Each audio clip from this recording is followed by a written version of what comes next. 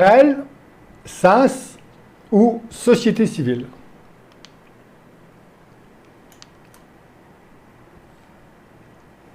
Société civile ou société commerciale, en général, la forme civile est plus appropriée pour gérer un patrimoine et développer un patrimoine privé, et la forme commerciale pour développer un patrimoine professionnel.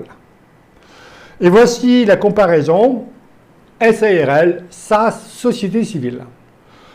Pour les sociétés commerciales, l'activité peut être de nature commerciale et civile. Pour la société civile, pas d'activité commerciale, mais uniquement civile.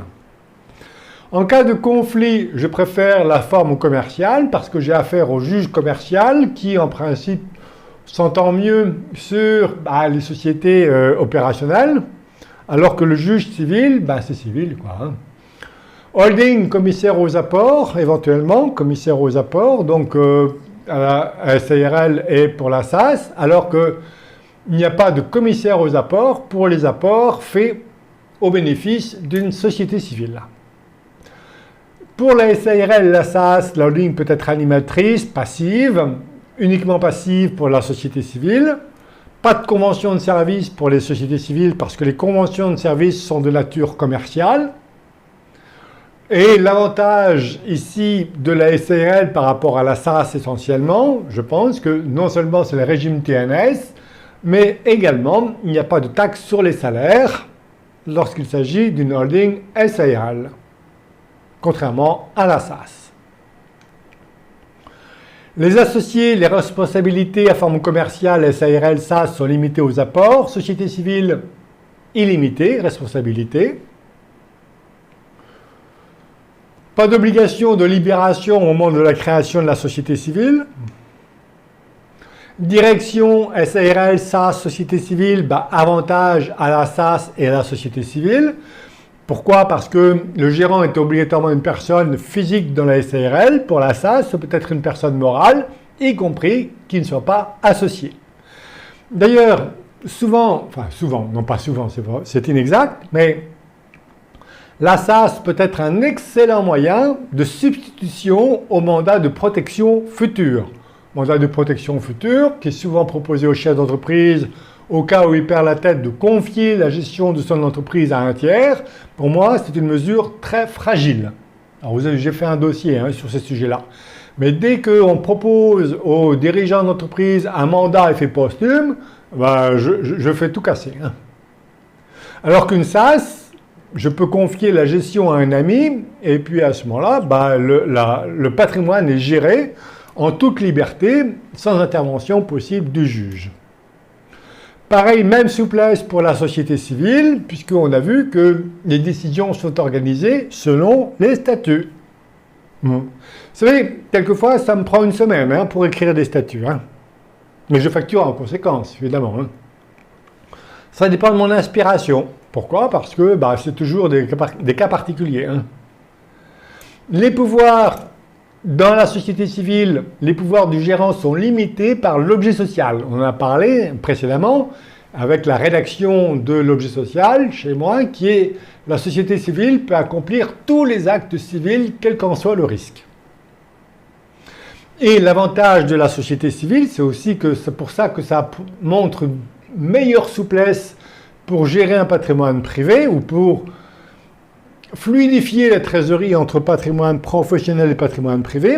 On a vu que les avances faites par une société civile ou les prêts à ses associés n'est pas considéré comme un revenu distribué si le prêt a été enregistré auprès de l'administration avant le déblocage des fonds. Pas de notion d'abus de bien social pour la société civile, c'est encore un avantage lorsque je veux fluidifier la trésorerie entre patrimoine professionnel et patrimoine privé. Nomination du dirigeant, c'est la liberté pour la SAS et la société civile. Décision de rémunération, c'est les statuts qui décident, qui peuvent décider. La durée des fonctions, là aussi, liberté statutaire. Les libertés statutaires pour la SAS et pour la société civile, notamment pour la nomination, la révocation de la direction.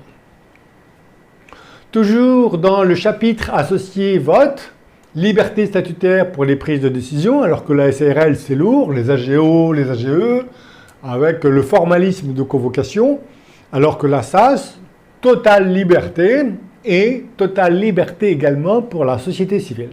J'invite à rayer des statuts les AGO et les AGE. Voilà, dans mes statuts, je dis que ne sont collectives que les décisions pour lesquelles la loi oblige la participation de l'ensemble des associés. Si la loi ne prévoit pas la participation de l'ensemble des associés, les décisions n'est pas collective. Et donc on a vu que les décisions pouvaient être prises par l'associé fondateur seul. Voilà, je supprime les AGO et les AGE. Dans le cas où la décision est collective, eh bien la décision est prise à la majorité des droits de vote. Comme le chef d'entreprise détient des actions ou les parts de catégorie A qui donnent chacune 1000 droits de vote, vous voyez bien que les autres ne font que participer. Ils peuvent voter, certes, mais ça ne sera pas pris en compte, ils n'auront aucun pouvoir. Droit de vote, ici, pour la SAS, société civile, liberté statutaire, alors que pour la SARL, une part égale une voix, impossibilité de mettre des préférences en droit de vote.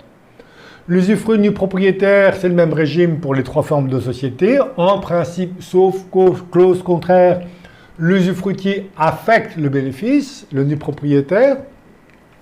Il peut participer, notamment il a tous les autres pouvoirs, sauf clause contraire. D'ailleurs, dans les statuts, on utilise cette liberté pour limiter les pouvoirs du nu propriétaire. Mais attention, dès lors qu'on va appliquer un pacte du travail, je dis, ne jamais commencer par du démembrement de propriété avec un pacte de travail parce que il est exigé que les pouvoirs de l'usufruitier soient statutairement limités à l'affectation des bénéfices. Donc vous voyez bien que le chef d'entreprise, il est prêt à transmettre uniquement s'il conserve les pouvoirs. Si vous lui limitez ses pouvoirs à l'affectation des bénéfices, il ne va pas le faire. Donc la règle, c'est ne jamais dire jamais, mais ne jamais commencer par du démembrement de propriété avec du travail. Mode de consultation, ça, société civile, liberté statutaire, consultation écrite notamment. Répondez par oui ou par non. Tout commentaire entraîne la nullité du bulletin. Représentation, liberté statutaire pour la SAS et la société civile. Quorum, pareil. Majorité selon les statuts. Liberté statutaire. Modification des statuts, l'unanimité pour la SAS et la société civile, sauf clause contraire. Donc j'ai une clause... J'ai une clause qui dit que les statuts peuvent être modifiés par l'associé fondateur. Toc. Vous voyez, c'est même pas une décision collective, la modification des statuts. Il n'y a aucun texte qui impose la décision collective pour la modification statutaire. Dividendes, boni liquidation, liberté statutaire, y compris pour la SARL, on peut très bien dans la SARL statutairement prévoir des catégories de parts de préférence quant aux droits financiers, aux dividendes. La SAS et la société civile aussi, avec ou sans part de préférence. Droit préférentiel de souscription, liberté statutaire, prix de rachat des titres, liberté statutaire. Et la loi prévoit même pour la SAS la possibilité de prévoir une prime de rachat. Exemple, je suis seul détenteur d'actions de catégorie A et les statuts prévoient une prime de rachat en cas de rachat de ces actions de catégorie A et le rachat est décidé par qui? Par l'associé fondateur, donc moi-même. Le montant et les modalités de la prime de rachat. Vous vous rendez compte? Bon. Le conjoint commun en bien, alors là, ça peut être une justification éventuellement du pouvoir de nuisance du conjoint commun en bien lorsqu'il s'agit de part sociale, parce qu'il peut revendiquer à tout moment la qualité d'associé, jusqu'au prononcé du divorce. Toc. Souvent, on fait renoncer au conjoint à revendiquer la qualité d'associé, mais cette renonciation ne vaut que pour l'apport concerné. Si jamais il y a une augmentation de capital, il faudra à nouveau recueillir l'accord du conjoint. Donc, dans une SAS, non, le conjoint commun en bien ne peut pas revendiquer la qualité de l'associé. Il peut toujours, mais c'est sans effet, il n'aura pas la qualité de l'associé. C'est une différence parfois essentielle, c'est-à-dire que ça se passe mal dans mon couple et je suis marié en régime de... Les parts, les actions sont en communauté, je pourrais seul vendre les actions sans l'accord de mon conjoint, même s'il s'agit de biens communs. Alors que pour des parts sociales, il faudra impérativement, à peine de nullité de la vente, l'autorisation du conjoint pour passer des actes sur des parts sociales. Un inconvénient pour la SAS, c'est que, attention, sur les donations, quand il y a une donation de valeur mobilière, donc des actions, ça ne concerne pas les parts sociales, et ça depuis 2016, eh bien, le législateur a introduit une nouvelle contrainte, c'est qu'il faut l'accord du juge lorsqu'il y a des actes importants sur les biens appartenant à l'enfant mineur et notamment des actions. Donc attention, parce que si je donne des actions de SAS à mes enfants mineurs et je veux apporter à société ensuite, vous avez vu, la stratégie, donation, apport, vente, eh bien, il me faudra l'accord du juge des tutelles, sauf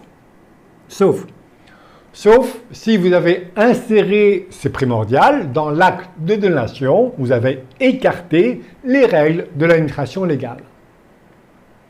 Impératif d'y penser. Donc c'est le recours à l'article 384 du Code civil.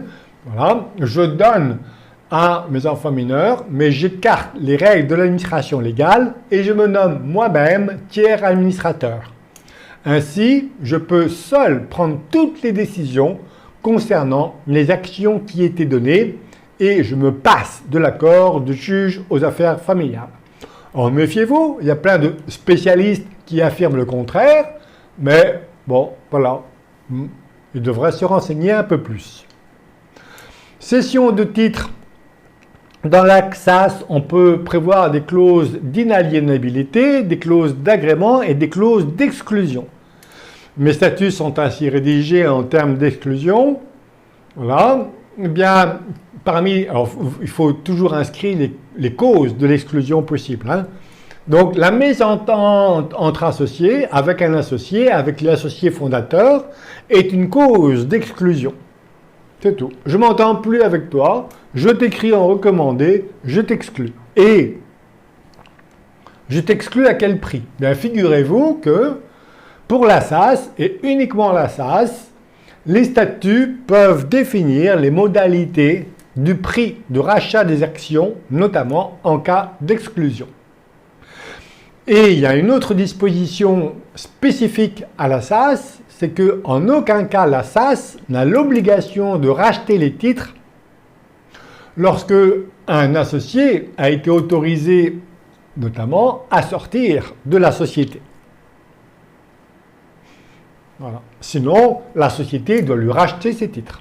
Et en principe, au prix déterminé dans les statuts. Pensez toujours dans les statuts, quelle que soit la forme juridique, à préciser les modalités du prix de rachat en cas, notamment, de sortie d'un associé.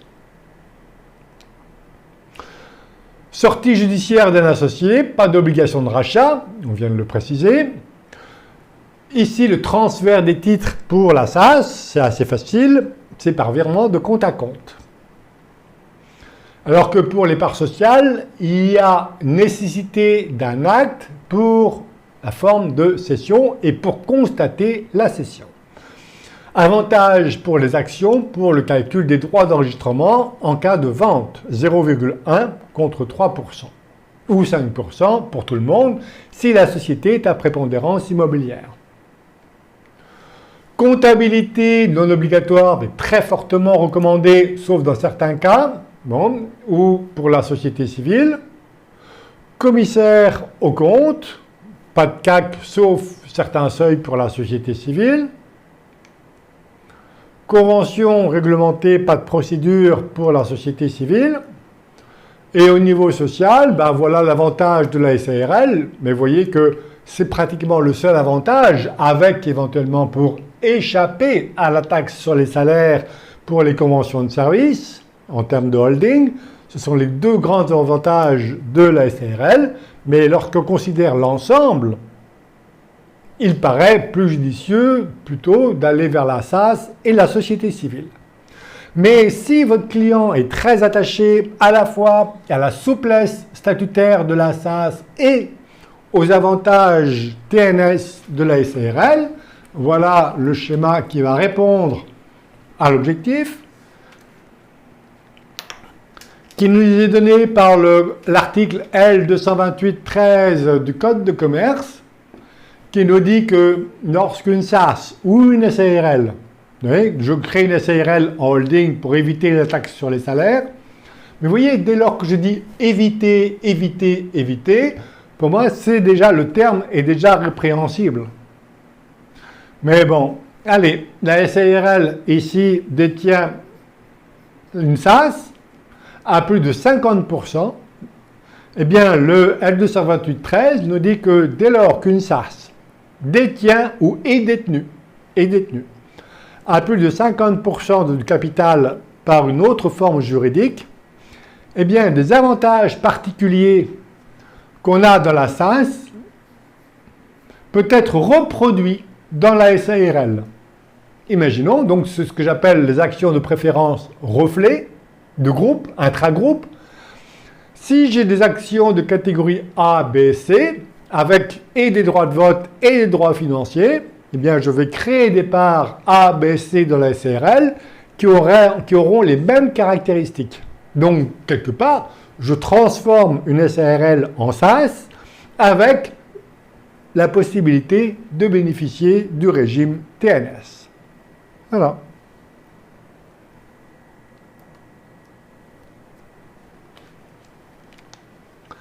Et au plan fiscal, bien, la SAS, pas d'imposition aux charges sociales sur le dividende, notamment. Donc là, dans notre cas, c'est une SARL, on est d'accord, la holding. Ah oui, en effet, ça peut être l'inverse. Ok, pas forcément une société civile. Ah si, ça peut être une société civile, mais dans la société civile, j'ai ma liberté statutaire. Okay. Ça, c'est pour contourner l'impossibilité dans une SARL de mettre des préférences en droit de vote.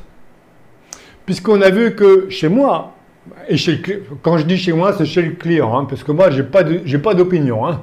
Moi, je suis très ouvert. Ce qui compte, c'est la satisfaction du client. Mais à tous les coups, sauf exception, une exception en 30 ans, mais à chaque fois, si le chef d'entreprise, il veut bien transmettre, il garde. Donc, la SARL, impossible. Sauf ici. Alors, il faut expliquer, hein. Dans la SARL, ce sont des parts de préférence, alors? Ouais. Oui, merci. Oui, j'insiste, hein, puisque c'est un outil que j'utilise, je ne vais pas dire fréquemment, ça voudrait dire que j'ai des centaines de clients. Mais oui, ça je prends. Hein. Donc, ça m'arrive très souvent, mais pour d'autres motifs que d'échapper aux taxes sur les salaires, c'est dans la configuration d'ensemble, lorsque j'ai d'autres soucis. Et donc, je mets bien ici mes actions A, B, C, Z. J'ai des actions Z, hein, pour ceux qui ne sont pas gentils avec moi. Hein.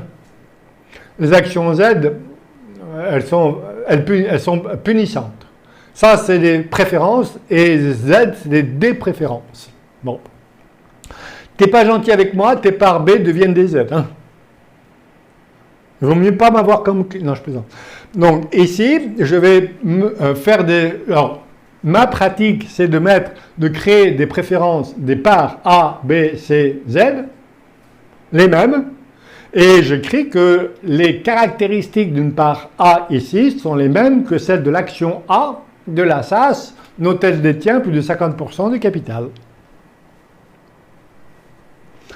Alors, si vous avez le code de commerce devant vous, hein, des droits particuliers peuvent être exercés, je pense que je le vois plus tard hein, dans le cours. Hein. Oui, je pense, puisqu'on est dans le cours de holding, donc forcément, je dois en parler. Sinon, ce serait une lacune du cours. Hein.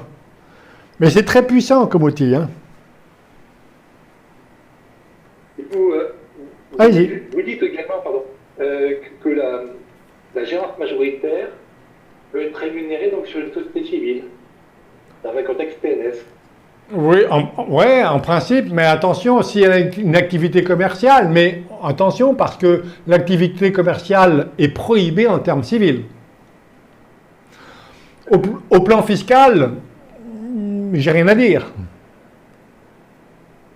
Mais c'est pas une bonne idée. D'accord, merci.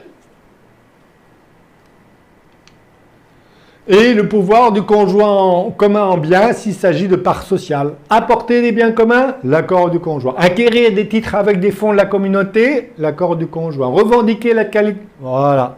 Donc, quelquefois, hein, là, ça, voilà. Rien que pour ça, va l'emporter sur la société civile ou la SARL.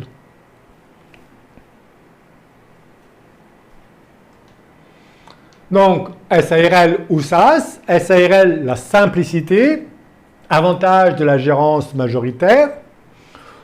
Les charges sociales, ça dépend, pas forcément une bonne chose, notamment s'il y a une distribution du dividende.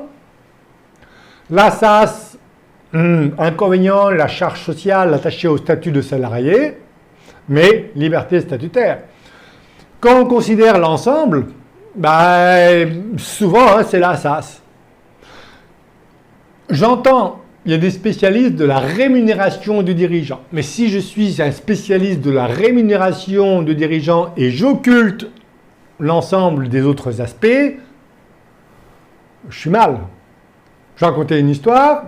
J'ai un conseiller en gestion de patrimoine et qui était très attaché à son statut SARL. Il a consulté les spécialistes de la rémunération et il dit, monsieur Sorel, SARL.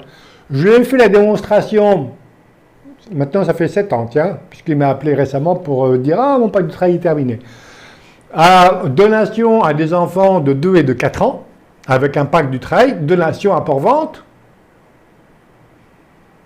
Et il a calculé et il m'a dit, maintenant, Henri, il lui fallu que je travaille jusqu'à mes 180 ans pour espérer avoir la même économie que je fais réaliser avec ton schéma. Hein.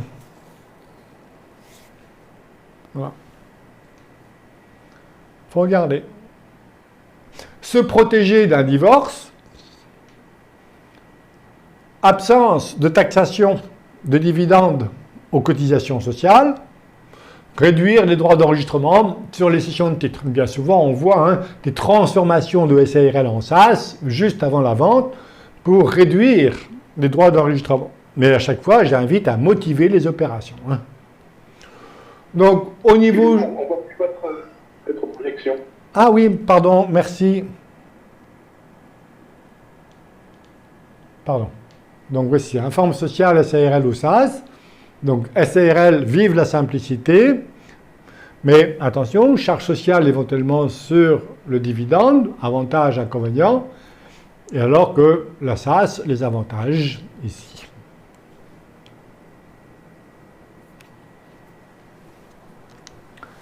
Comparaison société commerciale, ici, vive la SAS. Voilà. La société anonyme ne présente pas d'intérêt, sauf si vous voulez coter votre entreprise, évidemment. Donc ici, oui, choisir la société anonyme. Mais quelle contrainte! Alors, on peut toujours introduire des actions de préférence depuis la loi Pacte avec les sociétés anonymes. On n'est plus bridé, mais on a toujours les contraintes d'AGO, d'AGE, voilà. Et chez moi, quand vous lisez les textes, en fait, tous les pouvoirs, même si ce n'est pas la réalité parfois, appartient au conseil d'administration. Tout le pouvoir, quand vous regardez les textes, appartient au conseil d'administration. Le président est révocable ad nutum. Donc, voilà. Donc, j'éradique tous ces problèmes de gouvernance, et la SAS, voilà. Et... alors, je donne un cours sur la SAS, 1600 diapos. Bon, je peux faire plus court, mais relativement complet. Et tout le monde me dit « Ah, mais la SAS, c'est dangereux ». Ben non, c'est pas dangereux. Ça peut être compliqué. Mais ce qui est compliqué n'est pas forcément dangereux. quand vous bordez tous les pouvoirs au terme du dirigeant, c'est ce qu'ils veulent le plus souvent. Il y en a qui disent « Ah, mais il faut être démocratique ».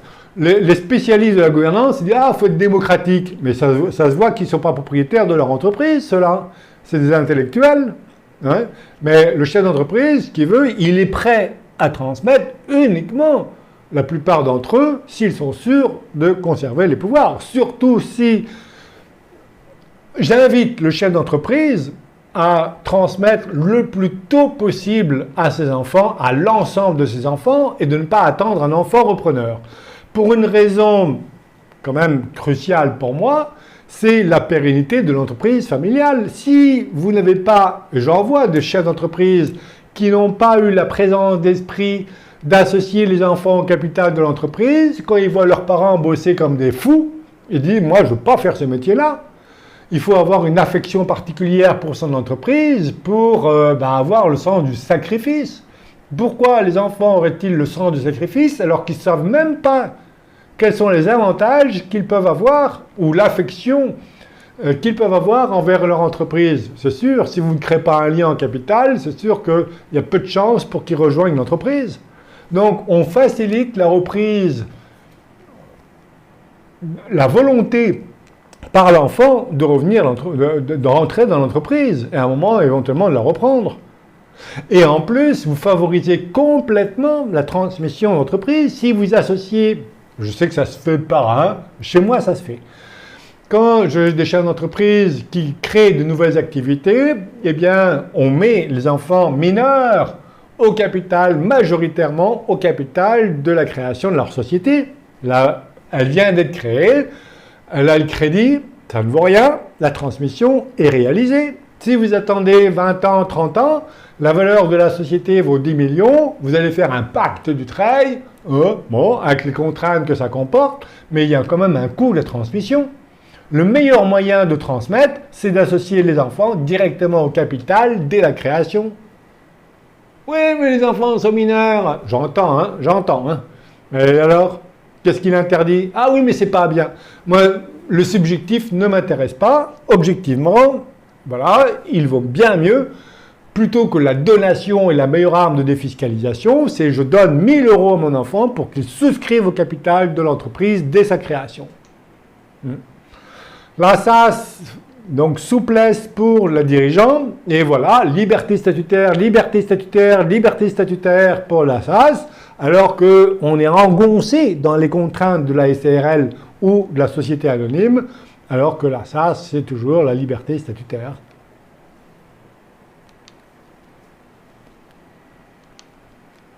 Liberté statutaire. On peut aussi profiter du coup de l'avantage aussi des deux sociétés. Quand on a une société opérationnelle qui est en SARL et la holding en SAS, ça permet forcément d'optimiser la rémunération du gérant en TNS et derrière une éventuelle optimisation de la transmission, des dividendes, etc. Ah mais oui, absolument. La question se pose, est-ce que la holding c'est la SARL ou la FI SARL? Alors, il y a deux classes, mais moi j'ai pas de préférence. Pour les experts comptables, bien souvent, on va avoir une holding SARL, bon, j'entends, pour des discrétions de la rémunération notamment, mais la SARL va permettre également, s'il y a des conventions de service, d'échapper à la taxe sur les salaires, mais aussi, on peut avoir la FI opérationnelle en SARL, c'est celle, la richesse, qui procure vraiment, qui crée la richesse, et donc de chercher ma rémunération dans cette SARL. Parce que si je vais motiver ma rémunération dans la holding, ça peut être plus compliqué. À étudier au cas par cas. Mais oui, mais vous avez raison. On va associer les deux avantages de l'un et de l'autre, avec les actions de groupe qu'on a vues, le L228-13.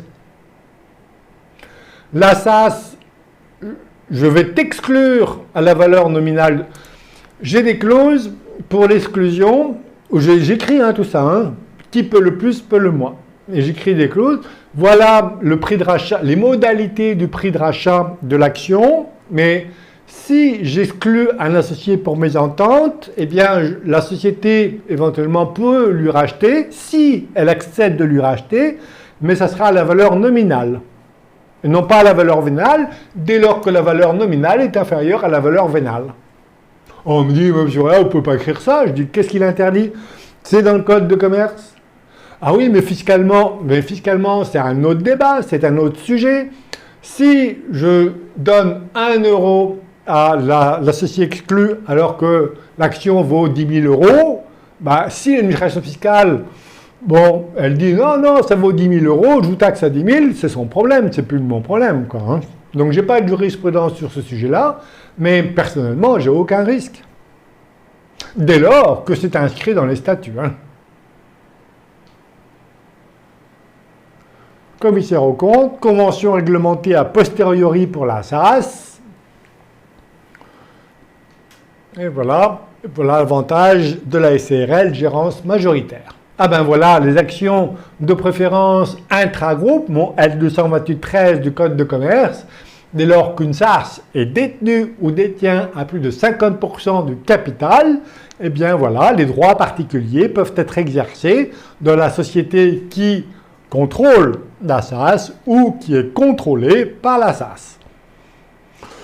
La décision doit être prise par l'Assemblée générale extraordinaire. Et alors, quand vous voyez les textes AGE et que vous êtes en présence d'une SAS qui ne prévoit pas dans les statuts d'une AGE, eh bien c'est la collectivité des actionnaires. Le terme AG, Assemblée générale, doit être remplacé par le terme collectivité des actionnaires. Et chez moi, toutes les décisions sont prises à la majorité des droits de vote.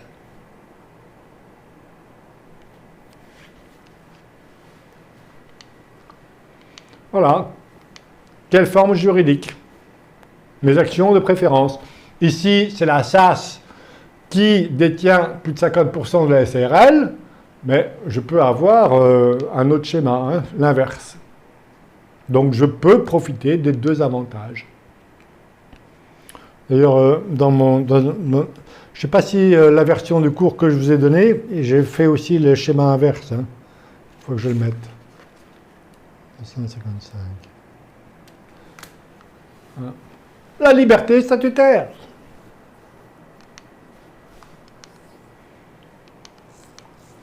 Donc, dissocier l'avoir, le pouvoir, le droit financier et la jouissance. Regardez une société civile. C'est bien plus protecteur, notamment qu'un régime matrimonial. Hein. Une société civile, mon conjoint ou mon ami détient 1% des parts, mais nommé gérance successive, après moi, hein, toute liberté, tous les pouvoirs pour gérer librement le patrimoine, elle est bien mieux protégée qu'un contrat de mariage. Hein. Et je dis souvent, il faut être fou pour se marier. C'est une question de philosophie. Je suis marié avec un contrat. Hein. Mais l'idée, c'est que ce n'est pas la peine de se marier pour protéger l'autre. Au contraire, si vous choisissez un contrat de mariage pour protéger votre conjoint, vous allez lui attribuer un capital à votre décès. Ce capital que vous attribuez à votre conjoint ne revient pas aux héritiers. Il reviendra aux héritiers au second décès. Donc vous retardez la transmission, donc vous augmentez le coût de la transmission. Et quand je vois chez le dirigeant, ils ont majoritairement fait une donation au dernier vivant parce qu'on leur a dit que c'était bien, sans se poser la question, à leur décès, le conjoint va recevoir les titres de l'entreprise alors qu'il n'y a jamais travaillé et va choisir l'usufruit des titres. L'entreprise, elle va exploser. Ah, méfiance quand même. J'y reviendrai. Donc d'autres clauses statutaires peuvent faire l'objet d'une attention particulière, l'étendue de l'objet social, notamment s'il s'agit d'une société civile, les pouvoirs du dirigeant, des associés, les préférences, l'évolution des préférences selon la situation familiale. Je n'ai pas envie que mes préférences passent dans d'autres mains. Donc c'est pour ça que dans les statuts, je prévois l'extinction des préférences pour toute transmission. Et ça répond également à la question que vous m'avez posée sur le prix des actions de préférence, notamment. Les règles de quorum et de majorité, je n'ai pas envie de me faire piéger s'il me faut les 2/3 des associés alors que je veux transmettre la quasi-totalité du patrimoine, je suis moi-même piégé. Attention aux relations entre usufruitiers et nus propriétaires, c'est une catastrophe. Bon. À moins de régenter tout ça. Attention aux conditions d'entrée et de sortie des associés. Donc la clause d'inaliénabilité, la clause de rachat forcé, l'exclusion. Dans toutes les sociétés, dans tous vos statuts de société, quelle que soit la forme juridique, nommez le mandataire des parts ou des actions indivises, nommez le liquidateur si vous décidez de liquider la société par anticipation. Donc je dis que le mandataire des parts... C'est très puissant, hein, la société civile, pour écarter, ça peut justifier la création d'une société, pour écarter les problèmes d'une indivision. Les problèmes d'une indivision, il n'y a que ceux qui l'ont connu qui connaissent leurs problèmes. Hein. Mais la société permet d'écarter les problèmes de l'indivision de droit commun. Pourquoi? Parce que en aucun cas, l'indivisaire n'a le droit de voter. Il est obligatoirement représenté par le mandataire des parts indivises. Si le mandataire n'a pas été nommé dans les statuts, eh bien, il risque d'être nommé par le juge. Pour anticiper ça, je nomme dans tous mes statuts le mandataire des parts indivises. Et c'est moi seul, même si je ne fais pas partie de l'indivision, c'est moi seul qui voterai à la place de tous les indivisaires. Vous vous rendez compte, la puissance? Et l'indivision, elle existe dès lors qu'il y a l'ouverture d'une succession. Dès lors qu'il y a une ouverture de succession, sauf si vous avez fait un legs universel, à titre universel, mais je passe, mais autrement, un décès, paf, l'indivision. Et l'indivision, nul n'est tenu de rester dans l'indivision, le partage peut être provoqué à tout moment. Tous les actes d'administration nécessitent l'accord des 2/3, voire l'unanimité pour les actes de... C'est une catastrophe. Donc, l'indivision peut justifier la création d'une société. La nature des préférences, les droits non pécuniaires, donc les pouvoirs, droit de vote, droit de veto, droit de préemption sur action de préférence, droit de représentation, de délégation, de retrait, de révocabilité, information renforcée. Les droits pécuniaires, essentiellement le dividende, mais pensez toujours au boni de liquidation, avec la constitution d'un quasi-usufruit sur ce boni de liquidation. Voilà. Et après, il vaut mieux prévoir tout ça au moment de la constitution de la société. Parce qu'après, ça sera plus difficile, hein, de recueillir l'accord unanime pour la SAS. Donc tout est possible pour les préférences. Et les pouvoirs, liberté statutaire, et notamment, on peut adjoindre à la SAS des actions de préférence. Donc les actions de préférence, celle de 128.11, hein, assorties de droits particuliers de toute nature.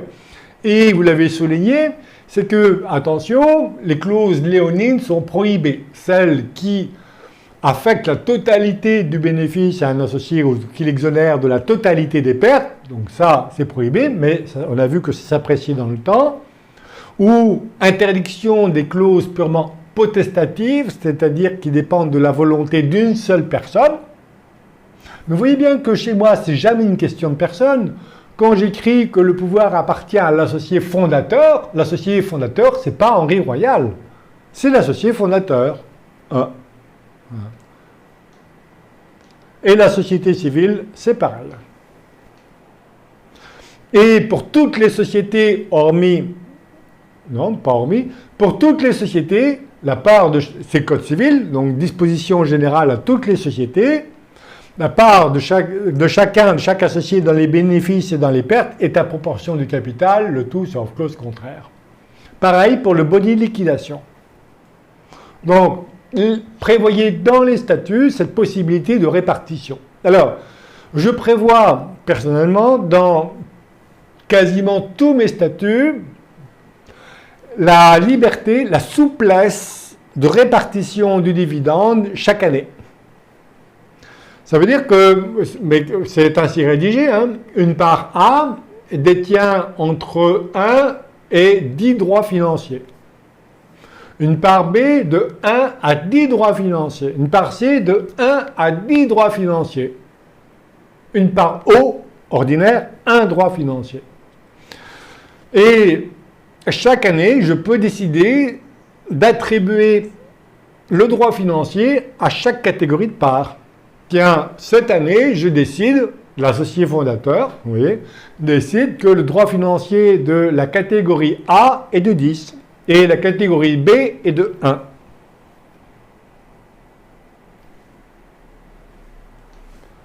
Voilà. Donc, à compléter avec le cours holding, hein, c'est, je vois rien, hein, moi je suis à la retraite, je vois rien.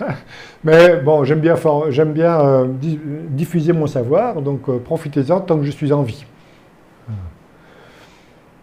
Donc, ça, société civile, hein, dissocier, l'avoir, le pouvoir et les droits financiers.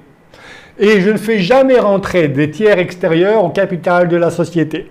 Je les fais repousser toujours, c'est l'utilité d'une holding, hein, c'est repousser les nuisibles, ce que j'appelle les nuisibles. Les amis d'un jour ne sont pas forcément les amis de toujours. Donc plutôt que de faire rentrer des investisseurs extérieurs, ils sont très friands les investisseurs extérieurs parce que les banques, elles leur font du private equity hein, pour répondre aux contraintes du 150 Beter. Donc elles cherchent vraiment à investir les entreprises. J'ai des chefs d'entreprise qui ont été démarchés par les banques. On veut une partie au capital. Je dis que regardez le coût de financement hein, déjà. C'est bien beaucoup plus cher qu'un crédit d'abord. Et ça fait plaisir à la banque. Ça peut faire plaisir à l'ego du chef d'entreprise. Ah, on s'intéresse à moi, d'accord? Mais c'est une très mauvaise affaire. Et donc, je repousse toujours les banques ou les investisseurs extérieurs dans la holding. C'est ça, c'est à prendre ou à laisser. Sinon, si vous mettez des extérieurs directement au capital de l'opérationnel, ils ne voudront pas des statuts particuliers, vous ne pourrez pas transmettre aux membres de la famille, vous ne pourrez pas bénéficier du pacte du trail, bref, vous êtes coincé. Excusez-moi, juste avant, vous parlez souvent de fondateur, associé fondateur. Parce que quand, dans une société civile, quand je vais constituer, on va être obligé d'être deux. Donc, ça veut dire que je vais avoir deux fondateurs. Comment est-ce que vous gérez ça? Parce qu'après, si vous souhaitez faire disparaître le premier, enfin, je sais pas. Ah, bah alors à ce moment-là, vous prenez un autre terme que fondateur. D'accord. Vous pouvez prendre gouverneur, par exemple. Parce que de fait, si j'ai deux fondateurs, je serais Ouais. obligé d'accorder des droits similaires. Ah non, mais oui, non. Vous pouvez très bien dire que Henri Royal a la qualité d'associé fondateur, c'est tout. Et c'est lui seul qui a la qualité de fondateur, indépendamment à ce qu'une personne a participé à la création de la société. C'est le titre qui compte. Oui, c'est le titre. Oui. C'est pas le fait qu'ils ont agi conjointement, en fait, Non. concomitamment. Ouais. D'accord. Oui. Et tout ça, vous savez, moi j'aime bien le style parler hein, dans les statuts. Hein. Je dis les choses comme je pense. Que si vous vous fiez aux règles du Code civil ou du Code de commerce, ben, vous n'écrivez rien. Hein. Dans mes statuts, j'ai toujours, je vous l'ai dit, hein, j'ai mes petits schémas, ça n'a jamais été retoqué, ça a failli être retoqué. Là, j'ai une opposition du greffe pour me dire l'associé fondateur, ça n'existe pas dans le Code civil. Donc j'ai répondu, c'est en cours là, hein, parce qu'ils reviennent sur le sujet. Hein. Mais sinon, ben, je vais en cours de cassation, hein, même pas peur. Hein. Je suis sûr de mon coup. Hein. Et puis ils me disent aussi, l'intervention, les enfants sont mineurs, il faut l'intervention du juge. Mon Dieu, ils devraient suivre des formations plus souvent, ces gens-là. Hein. Voilà. Parce que, alors j'aurais balancé, j'ai des dossiers, hein, allez-y. Sur l'opposition de l'enfant mineur. Ah, l'enfant mineur, on ne peut pas donner part de société civile à l'enfant mineur. J'ai un dossier de 100 pages. Donc, je leur ai balancé le dossier de 100 pages. Hein. Voilà. Et prends ça dans la tête. Hein. Bon. Faut pas me... À propos, quand vous dites on associe directement les enfants même mineurs à la constitution d'une société, de fait, en fait, quand vous dites associé, c'est à travers une donation, parce que oui. Ils souscrivent. Oui. Ils ne peuvent pas apporter de fonds qu'ils n'ont pas de fonds propres. Voilà, alors, mais oui, merci. Il faut impérativement qu'il y ait une donation. Pourquoi? Parce que il n'y a que la donation ou le testament, mais je ne vais pas attendre de mourir pour optimiser la gestion de mon patrimoine, Donc dans l'acte de donation ou dans le pacte adjoint au don manuel, je vais écarter les règles de l'administration légale. C'est la seule solution, c'est dans le pacte adjoint ou si la donation est notariée, dans la donation notariée, dans l'acte authentique. Mais la seule solution, donc je donne, alors deux solutions. Soit je donne 1000 € à l'enfant mineur et j'écarte les règles de l'administration et je décide seul que je remploie les 1000 € à la souscription au capital de la société. Ou alors, c'est plus discret à l'égard de la banque, notamment s'il s'agit d'une société civile, parce que la plupart des banques, l'enfant est mineur, c'est interdit, il faut l'accord du juge. Bon. Bien, à ce moment-là, j'apporte à une société civile, il faut 2 associés, bon, j'en ai trouvé un pour une part, et ensuite, je vais donner les parts. Mais là aussi, je vais, dans l'acte de donation, écarter les règles de l'administration légale. C'est bon? J'ai répondu? D'accord, ok. Ouais. Oui, pardon, excusez-moi. Règles d'administration légale, ça veut dire que le rapport à la succession... Alors, ça intéresse tout le monde? Enfant mineur, administration légale? Qui ça n'intéresse pas? Alors, les règles d'administration légale, s'il y en a qui s'opposent, hein, je fais. Hein. Alors, règles d'administration légale sont les suivantes. Lorsque l'autorité parentale est confiée aux 2 parents, il faut l'accord du juge quand même, pour certains actes, qui sont les suivants. Notamment l'apport à société d'un bien appartenant à l'enfant mineur, l'apport d'un immeuble, appartenant à l'enfant mineur à une société, souscrire un prêt au nom de l'enfant mineur, apporter un fonds de commerce à société appartenant à l'enfant mineur. Il faut l'accord du juge. Il faut également l'accord du juge s'il y a un désaccord entre les parents en ce qui concerne les actes de disposition. Je ne suis pas d'accord pour faire entrer notre enfant commun au capital de la société. Je ne peux pas dire, ah ben non, je m'en fiche. Bon, là, il faudra passer par l'accord du juge. Et vous voyez bien que dans le couple, si ça se passe mal, ça ne se fait pas. Pardon, je reviens juste précédemment, il y a un autre acte qui est maintenant soumis à l'accord du juge, c'est les actes importants sur les actions. Depuis 2016, hein, donc les actes importants sur les actions, je donne des actions à mon enfant mineur et ensuite je décide de les apporter à la société. Si cet apport a une conséquence sur la consistance du patrimoine de l'enfant mineur, il me faut impérativement l'accord du juge.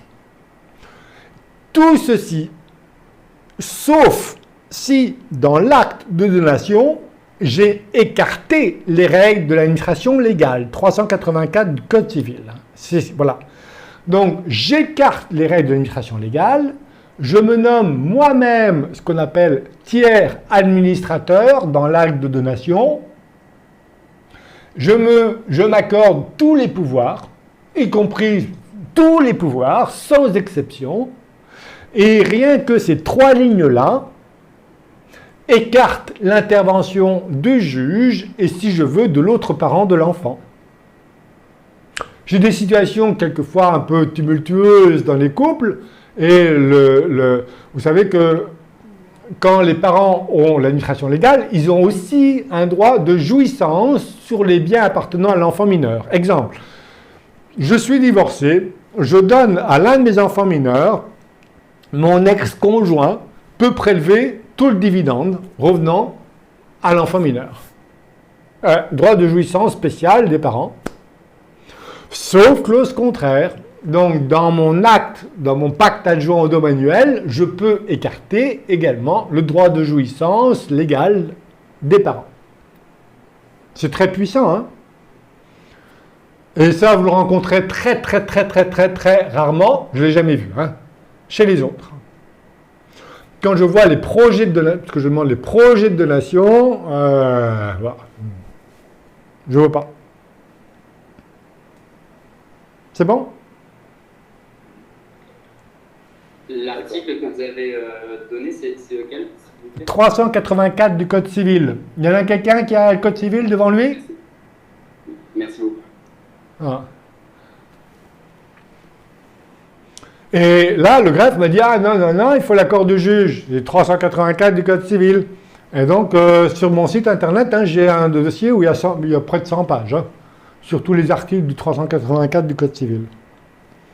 Et j'envoie ça, voilà, parce que c'est pas la première fois que j'ai des oppositions des spécialistes, hein, comme on dit. Hein. Ah, j'ai des spécialistes qui me disent, ah, monsieur, ils sont mineurs, c'est impossible. J'ai 384. Et je leur balance le dossier, et après, j'ai plus de discussion.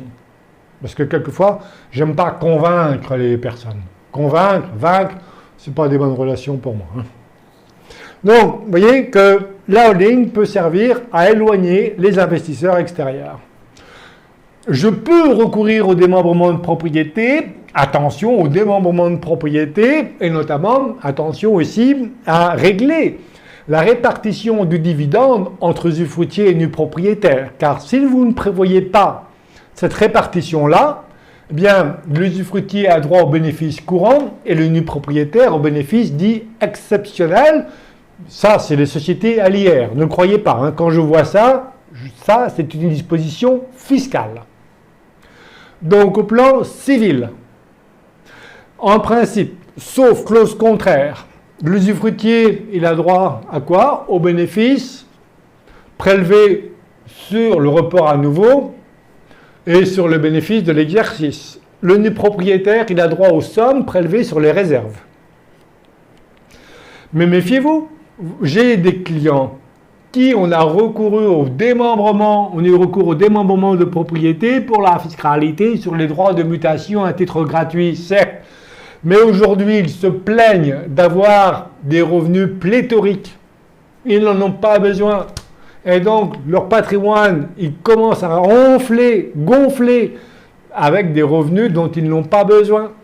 Et où est le problème? La transmission. Donc, en faisant ça, si on ne régule pas la possibilité de répartition du dividende entre usufruitier et nu propriétaire, et que l'usufruitier, eh bien, il a tous les revenus dont il n'a pas besoin, en termes de transmission, c'est pas une réussite. Hein. Voilà.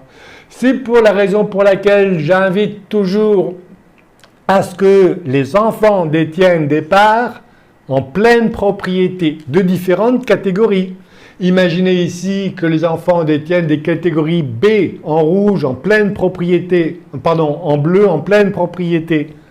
Si je décide que le droit financier des parts C est de 100, eh bien le dividende va leur être servi en quasi-totalité. Et les parents n'auront pas besoin de prélever des revenus.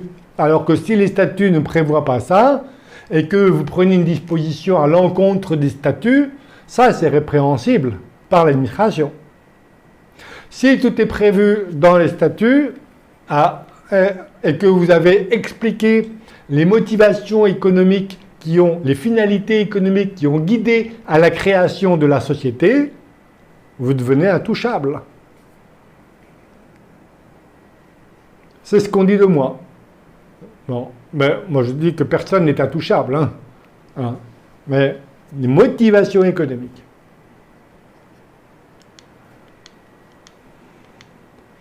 Donc, vive la SAS, notamment pour transmettre, on a vu, on va écraser la fiscalité des droits de mutation à titre gratuit. Et en donnant la pleine propriété, on se libère également de l'IFI. Et il n'y a pas de restriction aux actions de préférence, sauf la clause léonine, celle qui attribue la totalité durablement du bénéfice ou qui exonère de la totalité des pertes, la clause purement potestative qui dépend de la volonté d'une seule personne, les clauses d'intérêt fixe de verser un dividende en l'absence de... Voilà, donc pas de restriction aux préférences.